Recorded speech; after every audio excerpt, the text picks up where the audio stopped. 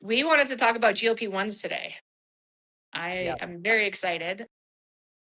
I'm going to leave a lot of the science to you because you know a lot more about the science with your background and your recent schooling with FMNS, which I think is awesome. Um, I think we can also talk about, I don't think many people know this, but I have been experimenting with the GLP-2, right? Is that how you say it? GLP-2 is Well, tirzepatide a is a GLP-1 too.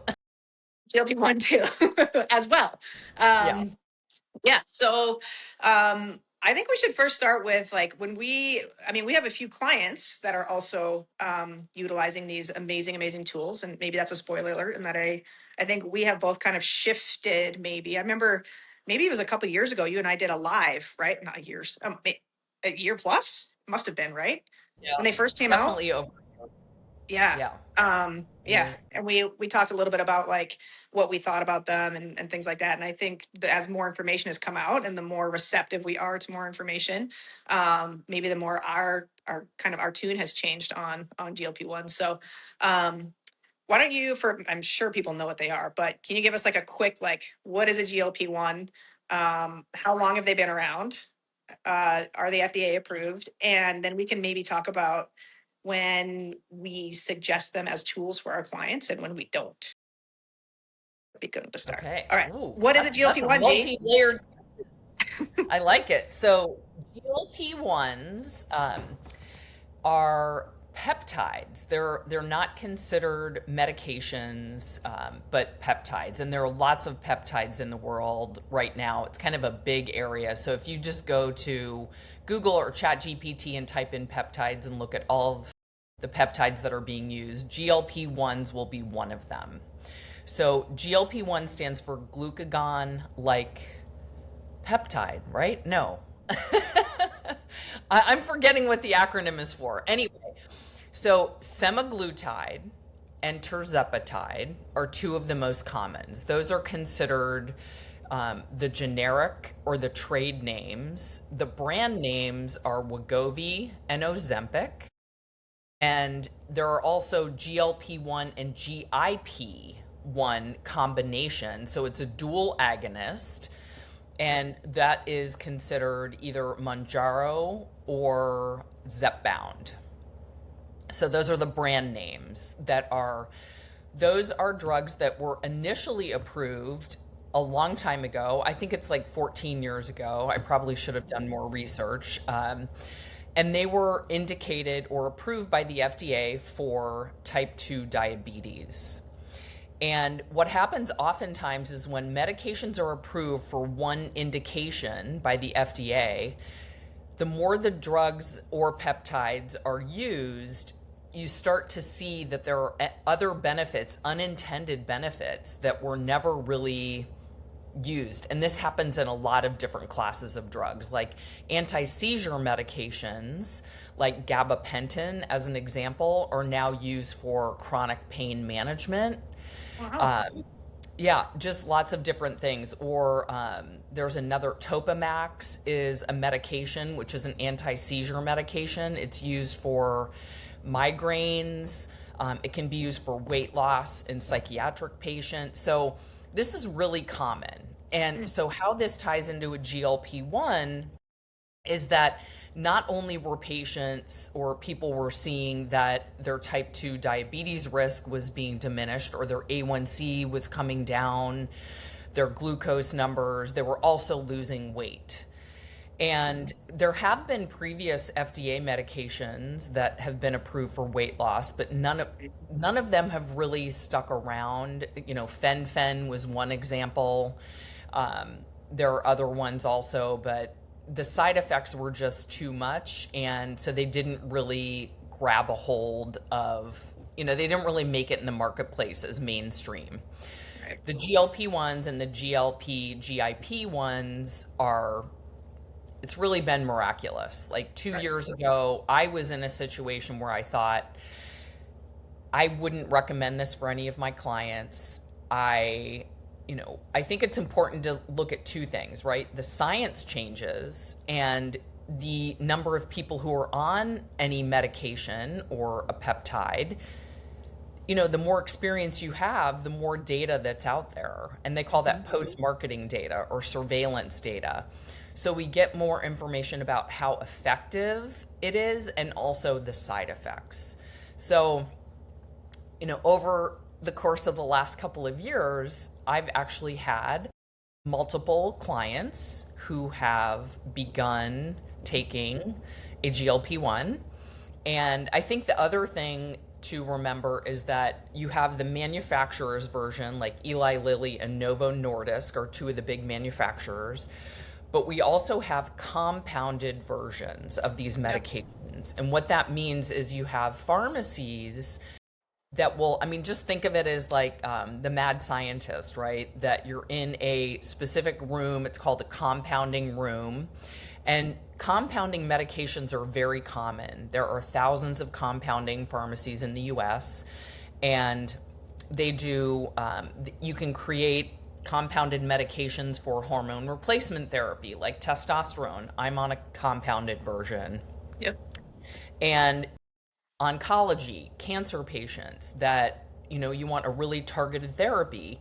So it's not just going to be the manufacturer's version, it's going to be something specifically compounded for that patient. Same thing with the GLP-1s. Now, it's really important to get the GLP-1s from a reputable pharmacy and make sure that your provider has a compounding pharmacy that they truly believe in and that is accredited, not just some random on the corner compounding pharmacy. And there are even examples of people, like I just got an email a couple of weeks ago, and it was somebody from China who somehow got my name and my email address. And I've actually heard of reports. My friend in Wisconsin is actually on a compounded version, and she's been talking to all of her friends at baseball games, and women are actually getting GLP-1s from China at, dirt cheap, and they're reconstituting it on their own. And, that's a risk, right? Because you have Sure. no idea what the ingredients are. And, I think it's really important, as far as safety reasons and efficacy. You don't really know how effective it's going to be. And it can be really tempting to get something that is really cheap. And I just would advise against it. Just working for a pharmaceutical company previously and a pharmacy, I think the risk is too great. So A GLP-1 should be prescribed by a provider. You should not be able to buy it from correct, a exactly. online. Yeah, Yeah. Okay. yeah. Yeah. This is not a Especially supplement. This is not vitamin no, D. no, Like yeah, no. exactly. And that's a big piece of this, right? You need a provider. You do need a prescription, and let me talk about that piece too, which is if you're getting the manufacturer's version, let's say you go to your primary care doctor. It's January, it's 2026. You're like, I've already tried everything. I'm frustrated. I have 5 of my 10 close friends are on this, and I'm ready to pull the trigger. You might start with your general practitioner, and they will write a prescription.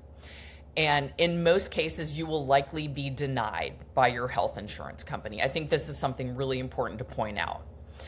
And why will you be denied? Well, number one, it's a very expensive medication. And the health insurance companies or the pharmacy benefit managers or PBMs are trying to restrict the use of this medication because it's compromising their revenues. So what they're doing is they're trying to be, you know, only make this available to people who have comorbidities. So they might have cardiovascular disease risk, they might have an autoimmune disorder, their A1C, they might already be considered pre-diabetic, their BMI is 29 or higher, and they're going to make it really difficult to meet the criteria for them to be able to pay for this medication. So you will likely get denied once, twice, 3 times. Your doctor may need to write a letter of medical necessity. It's going to multiple phone calls to your health insurance company, and it is very expensive. And so if you're paying the full out-of-pocket price, it's going to be upwards of $1,200 per month. Wow. Um, And this is for the brand name stuff, right? this This is is the where, brand name. Exactly. yeah, Wegovy, Monjaro, whatever we're talking about. Okay.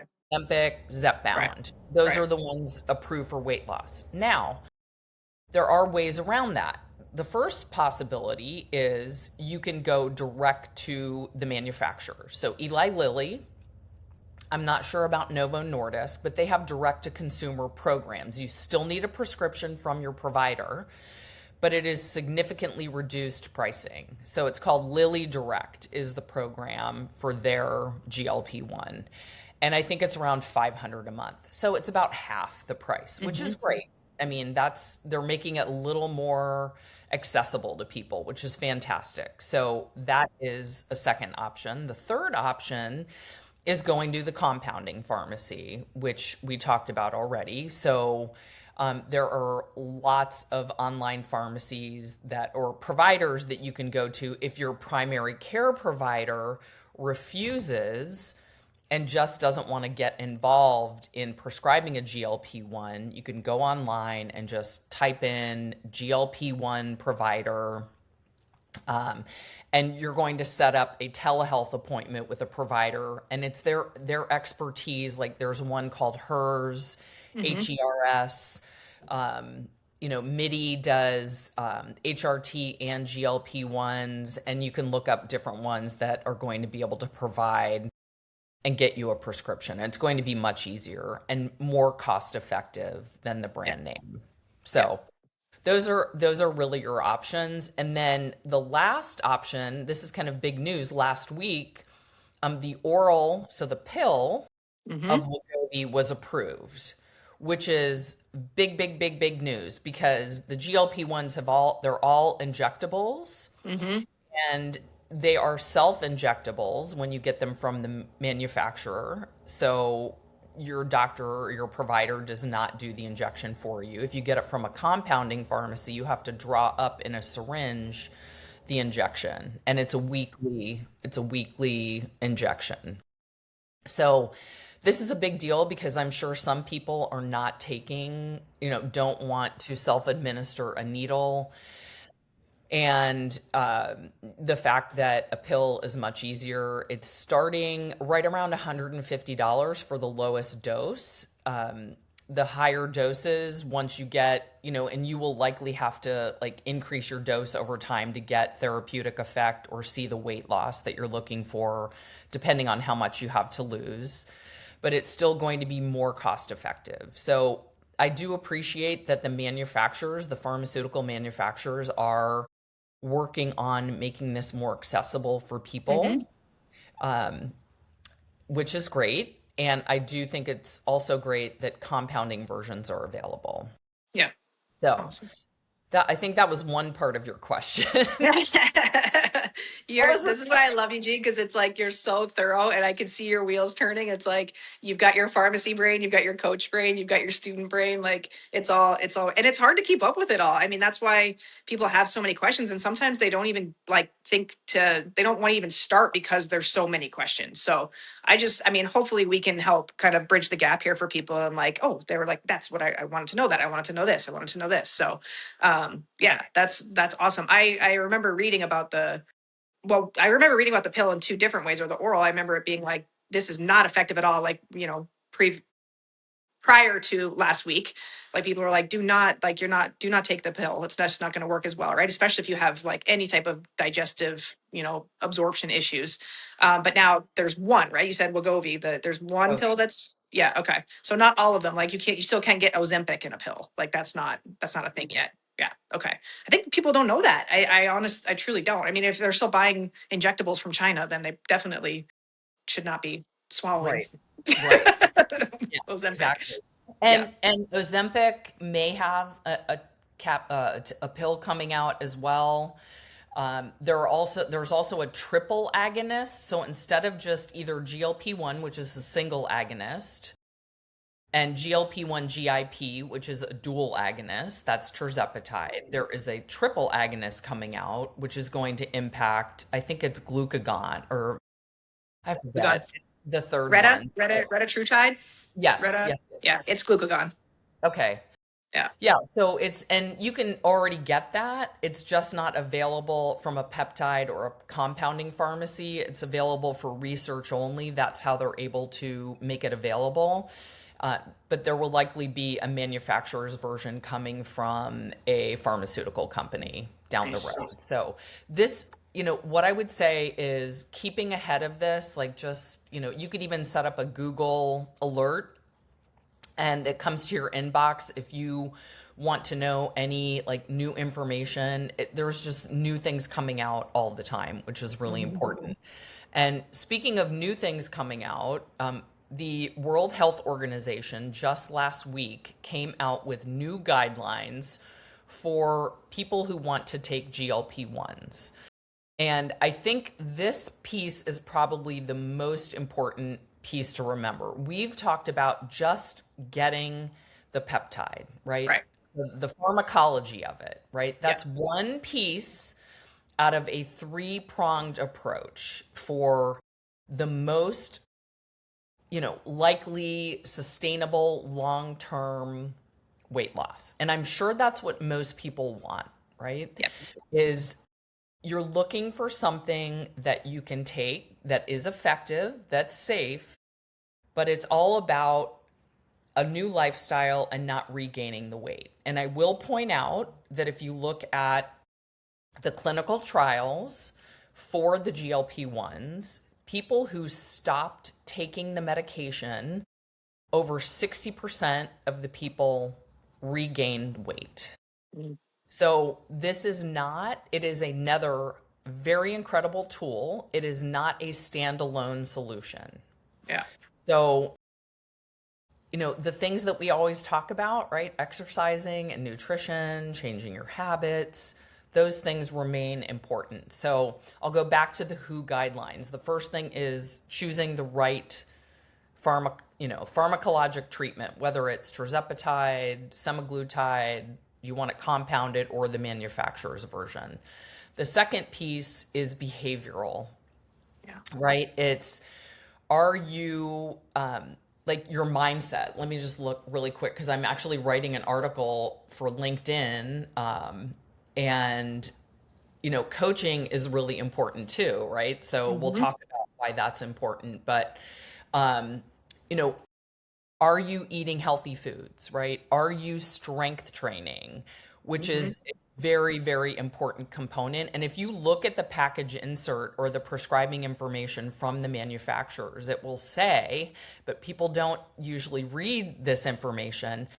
This is one part of a comprehensive approach.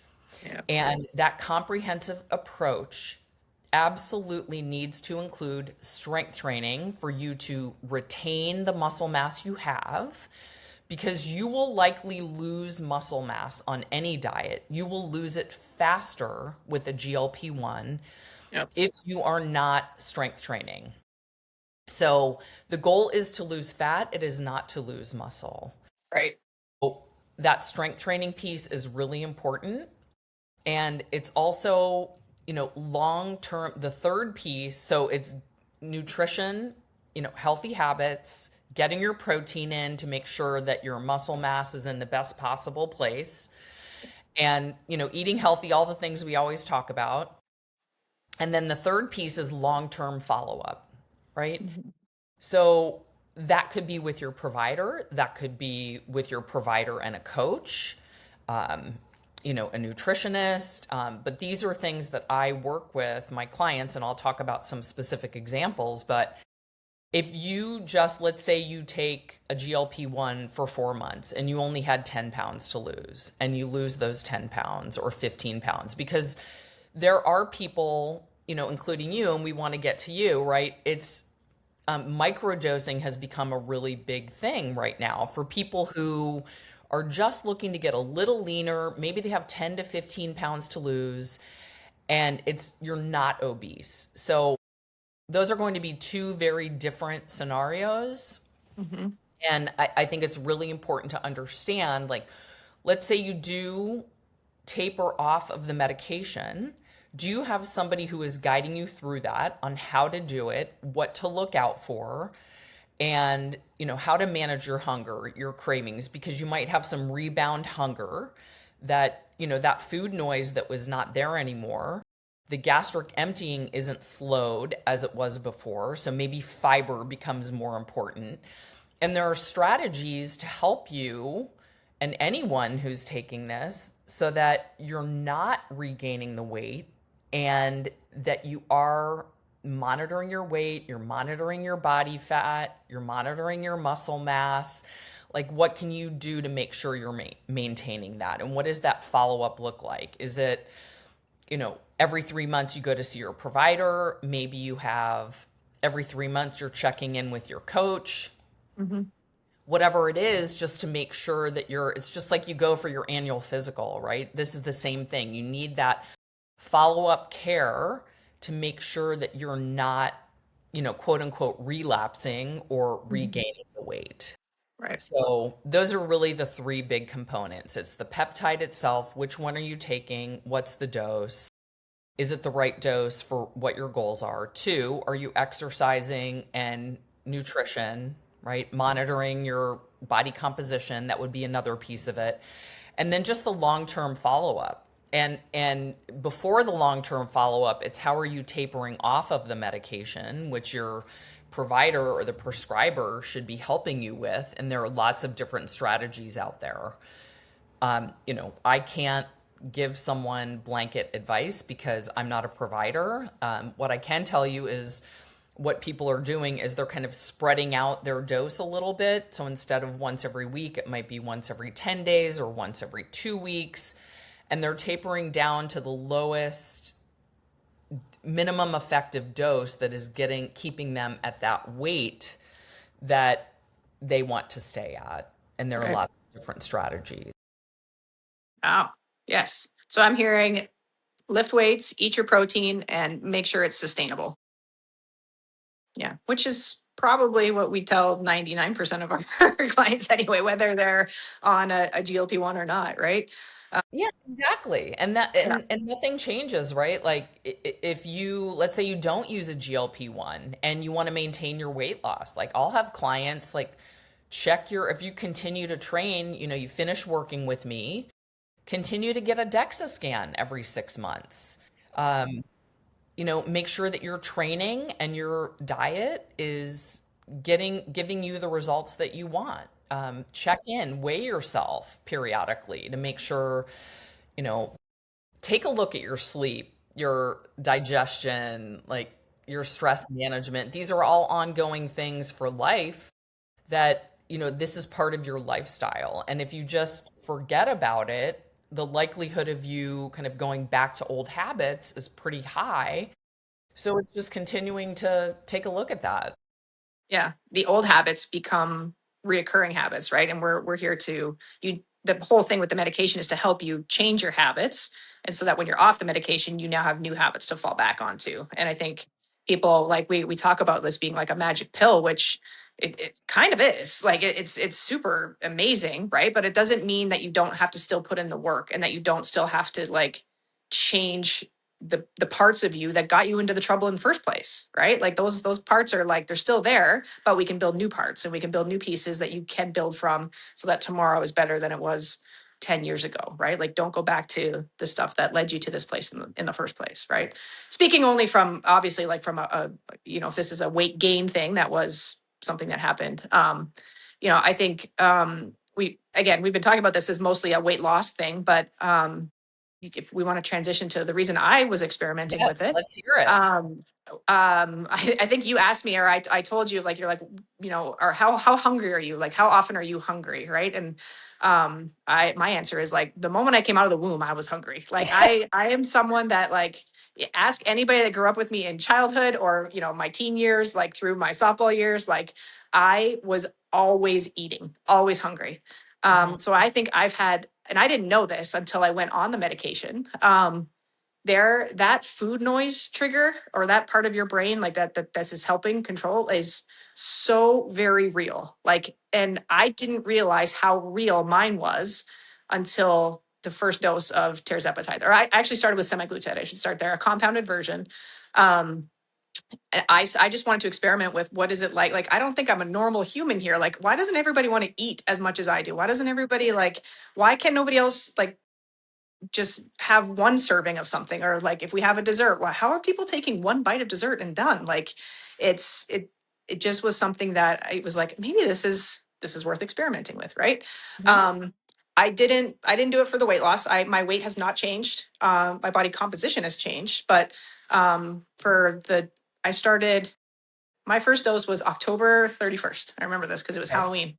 Okay. Um, Went trick or treating, did not want to touch candy. Like, it was like, it wasn't like I was thrown off by it, but it was like that, like initial, like, oh, I can just have one, or I just need one. Like, I didn't even want to have any. Or if I did have one, it was like, I'm done with it now. Whereas previously, I think most people that have food noise issues would have been like, oh man, if I start that, it's over, right? Like, give me every piece of candy you can have. So yeah, I've been on this for October, November, which genius timing on my part, getting through the holidays on a GLP. It's like, you want to talk about turning off food noise and not worrying about like holiday weight gain. Like, I did that perfectly. Not intentionally, but it worked out well for me. So yeah, my main reasons, again, food noise, just trying to see what that did for me. And I mean, from the first dose, it was just everything just kind of dampened. Like, there was, hunger was dampened. The need to have more than 3 bites of something was dampened. It wasn't, I had zero side effects. I did microdose. I should start there. Mhm. I'm going a mile a minute here, but It's okay. All so yeah, people want to hear it. exactly. So the smallest dose, microdosing is the smallest dose. I cut that in half. And that was again by the recommendation of my practitioner through MIDI Health. I went through MIDI because MIDI was already taking care of the HRT for me. It was a question I had in one of our consultations. And I said, is this something I can like kind of try out? And she's like, yeah, absolutely. Like, this is great. Here's how you do it. Um, and I think it is something that I didn't realize how much I was relying on motivation and discipline to Mm, keep me within my calorie range for like my entire adult life, let's say. I think that's why I rely so heavily on food logging and tracking, because if I give myself permission to not log food, I can go over, and I can overeat very, very easily. Um, so logging food for me was a way to kind of put up the guardrails and the boundaries for like, this is what's appropriate for what you did today, this is what's appropriate for your exercise, your energy output, your input. And then the second that I was on the medication, like the GLP-1, it just became so much easier. It was like, it's time to eat, this is what I'm going to have. I still enjoy food, I can still eat enough to support my strength training and my running and stuff like that. But it was just so much easier. It's just, and it's quiet. It's so nice. It's not, I used to have to go, like, if I went in the car, it was like, what am I going to snack on in the car? If I go pick up the kids and it's time for their snack, what am I going to have for a snack? What am I going to make for dinner tonight? What am I going to make for dinner for the week? What am I going to, like, meal prepping? Like, it just became, it's so much, it took up so much brain power for me thinking about food in different ways and how food was in my life, that now it's just this small piece and there's so much more room for other things. And it's like, I can't, that's the only way I can describe it to people, is there's a switch in the brain that it hits off and it's just quiet and it's so nice. So if I have clients that kind of, if I talk to them about this and they're like, oh my gosh, that's me too. For me, it's like the risk benefit is mm, very manageable. Like it, and again, if you're like everybody, I think should start with microdosing. If you're someone that has a ton of weight to lose, then this is a different story. But why not start with the lowest dose? Let's see how you feel. Like, again, I had zero side effects. I hope you have no side effects either. And just kind of see how it fits into your life. And we can make a plan around, one, making sure, again, people are strength training, they're eating their protein, they already have healthy habits in place. I'm not going to start with medication if somebody can't go for a 20-minute walk every day and can't pick up a dumbbell a couple times a week. But it's it truly can be life changing, and it's such a cool way that, like, until you experience it as someone who does fight food noise, it's just unreal. It's unreal. amazing. Yeah. Okay, so are Um, you still on it? That's my question. so yes and no. Okay, so Okay, it's been let's hear how it. October, November, we're almost, yeah, through December. So I started my first dose October 31st, like I said. And for anybody that's been watching this, maybe 2 or 3 nights later is when I had my dinner with my friend where we talked about our goals. And she was the singer, and she was like, I'm starting to sing. And I was like, oh my God, I want to run a marathon. And so 3 days after I started Terzepatide, I put out into the universe that I wanted to run a marathon. Mhm. And so I basically started marathon training like November 3rd, which it's been fine. Totally. I mean, and starting marathon training for me has been running 5 miles, a couple times a week, right? I'm not running a marathon today, but my mileage in the last 3 months has picked up tremendously, right? Like my longer runs have gone from 6 miles to 8 miles to 9 miles. And I'm currently scheduled to do 10 miles. That's a big jump for me. Like I'm now, 40 plus miles a week, whatever, 50, 60. So with energy increasing like that, or energy output, I've Mhm. increased my energy intake, right, appropriately. And I just noticed that it's, if I don't get enough food in around those runs, I am down. Like I become a not fun version of Sheena where it's not that I'm hungry because that gets dampened, right? But I'm sore, I'm tired. I don't have the energy that I want to be able to do other things in life. So, that has been a little bit of a struggle for me, is making sure that I get enough food in to support my current high energy output. So what I've done the last month, I guess we'll call it, is I went from a weekly injection of the microdose every 7 days to I pushed it to 10 days. And Great. then most recently, I've just pushed it to 2 weeks. I went a full 2 weeks on just a small microdose. Yesterday morning was maybe the first time in 3 months that I've woken up hungry.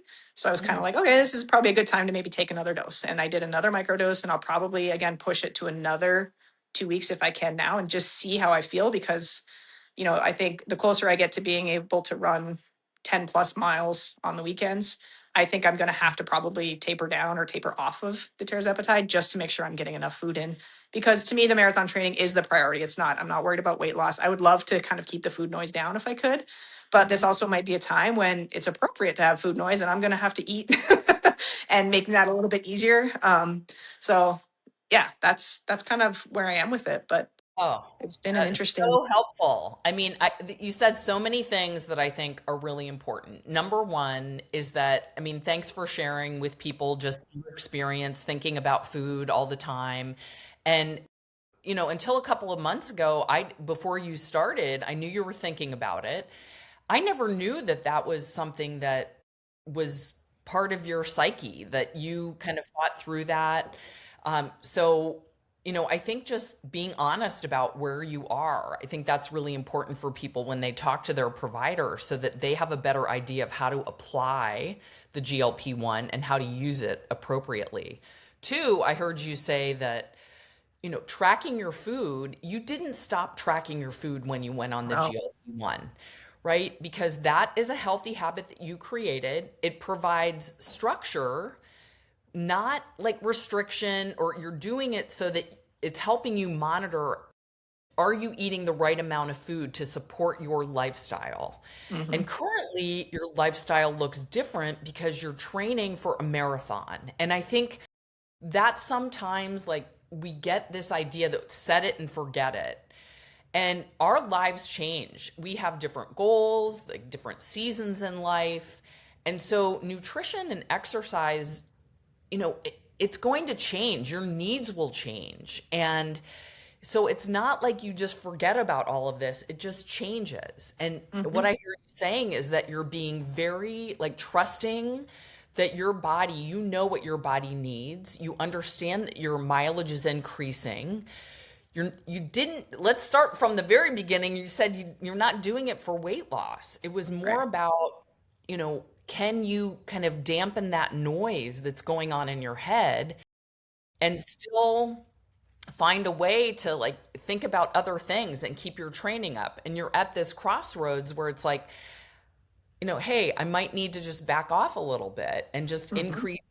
increase the time, the distance between my injections. And you don't know where you're going to be in a month or 2 months from now as your mileage continues to increase. And so, you know, this is what you do for a living. So Yeah. Yeah. you have, you're much more aware. And I think that's an important thing to point out to people, right? Is that there might be a time where you need to come off of it. Like people, if you go in for surgery, you know, anesthesia, there are interactions. So that's another reason to get it from a provider. There are certain situations where people shouldn't be taking this. You know, if you have thyroid disease, thyroid cancer, there are contraindications, and those are things that your provider is going to help you understand. So, you know, I think it's great. It sounds like you're doing it in a really responsible way. Have one question I have for you, a follow up is, have you measured your body fat percentage, or like how have you measured Good point. progress? Yeah, I actually did. So, well, I mean, I have an in body at my gym, which I am like 50-50 on how reliable it actually is. But yeah, I think I did one a month ago, and within after 2 months on terzepatide, I had dropped about 3% body fat on an in-body, which I didn't even really care what the in-body said, because I noticed a change. Like I noticed I Mhm. felt leaner for sure, and it was interesting again because I didn't purposely drop my calories, right? Like I was still eating at least maintenance, still strength training 4 times a week, and my sessions are hard. Like I have 2 very hard leg days. My upper body, I try to run on the days when I do upper body, so I'm not, killing myself. I've got one spin class in there. It's my high intensity day, and typically just one rest day. So I have to make sure the calories are there. Like if I'm Mhm. building it and this body like that I want to be able to support me for 26 miles, like 26.2, whatever it is. The last thing I need is less fuel, right? So I wasn't I'm not really super worried about what my body composition, like if it's I wasn't trying to drop it, I guess is what I'm saying. And I know that in in order to lose body fat, I would have to be in a calorie deficit, and that those two things do not match up right now, right? And that was as I told my coach, I was like, okay, because we've been working on body composition and growing and building bigger muscles, and I was like, I'm going to take a complete 360 here, and we're going to start training for a marathon. And he's like, what? So, but it's awesome. Like, and this is life, right? Like, I want to be able to like bend and be flexible and do things that I want to do. And like, how cool is it that I have a body that's like that adaptive, that I can do that. I can go from building muscle to be like, hey, now I want to run a marathon. A lot of people can't do that right now, right? And I'm grateful for that opportunity, but it also is the fueling part that comes with that is like, yeah, I wouldn't. Who goes to like being like, I need to run a marathon, so I need to eat less. Like that's those two things are not going to work, right? So yeah, I think you answer. I think, but yes, body composition is improving. I don't. I think it's just the benefits of the strength training, and um, yeah, it's going How about well. the muscle mass on the in body? Just I think it was up. And again, I don't really I don't 100% trust the in-body, because it's like I think there's too many things that go into yeah. to measuring it, but my strength overall is great. Like I'm still progressively getting better on all of my lifts. That's a great way to measure progress. Absolutely. Yeah. Um same with the running, right? Great thing about running is you just have to go out and run and you get better at it, right? Like I'm not pushing myself. Like I'm trying to keep these zone two. I'm trying to have conversational pace and just like really just gather up mileage, right? Get my body used to being on my feet for that long. But like my heart rate, my resting heart rate is getting better. My average, my paces, my mile paces and like that are getting better just by going off perceived effort. Like I'd like this to be a 6 out of 10 run, right? I'm not going to be breathing hard by the end of it. If I had to go run another mile, could I do another mile at that exact same pace? That's kind of my, the way I'm thinking about it. And yeah, lo and behold, like my heart rate during my runs is getting better. My, all that stuff is getting better. So yeah, it's kind of crazy. Yeah, fantastic. I mean, the other interesting thing, I'll kind of segue into one of my clients who's actually an endurance runner. She does long distance races, like ultra marathons, right? And she is a night shift nurse, and which makes it even more difficult to lose weight. She finally started taking a compounded version of semaglutide, not tirzepatide. And unfortunately, she experienced side effects, Can nausea. Um, I you ask know, before, why did she start taking it? What was her main goal? her main goal was fat loss. And, she is about 30 pounds overweight and has just struggled to lose weight. I think a lot of it is because of the night shift, just, more stress on her body, more inflammation. meal timing, like we're working on that in her hydration, making sure she's strength training. Well, disrupted She, circadian rhythm. Ugh. yeah, yes, Yeah. exactly. That too. Yeah. So, and she's spoken to her naturopath about it, and she really just wanted to because she works in the emergency room. So she sees the worst cases of people who've had significant side effects from GLP-1s. So she's kind of seeing the worst of the worst. And so I think that influenced her not to take it. Mm. She finally decided to start.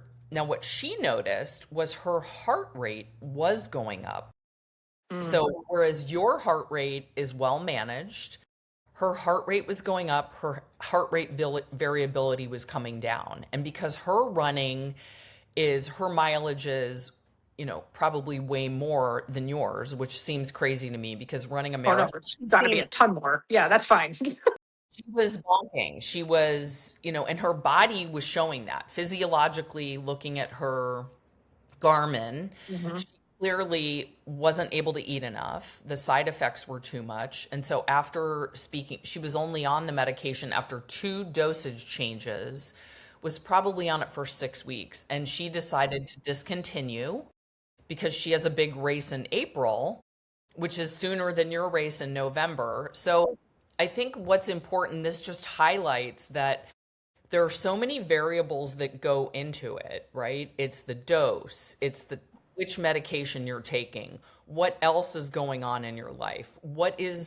how is your body responding to it? So she might re-challenge with tirzepatide instead of semaglutide because tirzepatide, which is what you're on, is actually the efficacy data and the safety data is much better than semaglutide. Hmm. So she's going to revisit it after her big race in April. And we're just going to work on other ways for her to make sure she's, well fed, Yeah. her food quality, her nutrient timing, her circadian rhythm because of her night shift work. And we'll continue to work on those things. So, I think that's something really important to point out. And just going back to you, Sheena, is that, you weren't doing it for fat loss because your body composition was absolutely fine the way it was. It was more of the psychological piece, and you wanted to see if it did make a difference. And, Hmm. I think any of these things are worth trying if you have something that's in your mind that, hey, should I give this a try? It's just doing it in the most responsible way and knowing that this is only one piece of it. Weight Yep. loss is Yep. most often why people are going on it, but how's your life, right? Are you sleeping well? Do you have any side effects? There are also other things to consider, and that it's not just about the weight loss. Is it improving your life? Is it improving your quality of life measures and your Hmm. day-to-day living? It's not Yep. just about fat loss overall. Yeah. So, Uh, and then I right now I have 2 clients who are on it with this one client who just discontinued. One is on a microdose. She's in menopause. She did a really great job, lost like 17 pounds initially without a GLP-1. And then she started taking HRT, and she's kind of struggling with her provider to find the right dose. She's, I mhm. think, 56, and she gained a little bit of the weight back, not the full 17 pounds, but just some other things going on in her life, including starting the HRT. And she's doing everything right. Like she's lifting 4 times a week, she's doing yoga, she's getting her steps in. And because she has, she's doing transcendental meditation for stress management, tracking her food. So in that case, that is an appropriate time to consider. And her provider thought so as well. So she's on tirzepatide microdose. She's down about 4 pounds. So she only has 3 more to lose. And then once she hits her goal weight, then we'll come up with a strategy on how to taper off. And in this case, I have a really open, you know, she'll send me information that her doctor sends to her through the portal. I'll give her questions to ask her provider. Her trainer and we communicate. So it's almost like we have this treatment team going on, and we're communicating with each other. I don't communicate directly with her provider, but with her trainer, I do. And Yeah. it's been a really great way to work with a client because it's everybody's coming with their area of expertise and making sure that this person is getting, What she the needs. results Yeah. that she hopes for, which is Yeah. great. Yeah. Um, and then my other client who's on it currently is getting it from an obesity clinic, and being very well managed, like blood pressure, heart rate, like just trying different doses and things like that. So and then I had actually have one more whose psychologist actually recommended to go on it, and has had some tremendous results with just like losing their taste for alcohol, like just not even wanting food. And for that client, it was definitely food noise for sure, Hmm. like just Hmm. not able to shut it off. So Hmm. that was kind of a last ditch effort. And this client really struggled with the decision for months, and I don't want to force anyone to do anything. I just want to lay out what the options are and what the risks and benefits are. And, it's up to them to make the choice. And that's important too, right? We never, as coaches, we're just there to let them know what the options are, and then they Exactly. make the ultimate decision. It's up to them Exactly. what to do. Exactly. I think like that's a really good point because I think like us, like there's still maybe some shame or like some sorry, not we don't have shame around it, but there's some maybe some misconceptions about or perceptions about um like these are only weight loss drugs for obesity, right? Or like Mhm. which they are and they're helping a lot of people. Like it's good. But just because you go on one, it doesn't say anything about you. It doesn't say that you are a failure and you couldn't do this through just a calorie deficit. It doesn't say that you're not working hard enough. It's not like it's not a quick fix, as we've talked about. It is somewhat of a magic pill, but like we always I think we say this to each other is like, our clients, the ones that we recommend this for, like you have to earn the right to take it. Yes. And for us, it's like I'm not going to think about recommending it unless you show that you've got solid habits in place. You are willing to strength train, like you already are strength training. You're doing seemingly everything right. You're conscious about your food choices. You have tried a calorie deficit because that is still the number one thing that is going to help you lose weight is you Mhm. have to be in a calorie deficit, and we do that through food and we do that through movement. So if those three things you're having a really hard time still because there's so much food noise or because you're like metabolically you just need a little bit of support, then it's okay. It's another form of support. It's another tool that you can use without shame, without guilt, that could potentially put you in the place that you need to be. And then guess what? Then you're like years of motivation and discipline that you've already been practicing. Then they help you live the rest of your life in the way that you want to live it, right? Without the medication. So Yes. I think that's just a really, I have to, especially with my female clients, I have to tell them, like, I don't want you to have any shame around me even just talking about this with you. Like, it does not mean that you failed in any way, shape, or form. It's like, let's actually celebrate that you are in a position that you can take this medication and be one of the success cases, not one of the 60% that are going to regain it back later. Right. Yes. So I think that's super important. Sheena, that's an excellent, excellent point that I forgot to bring up. And I'm so glad you brought it up because people are being shamed.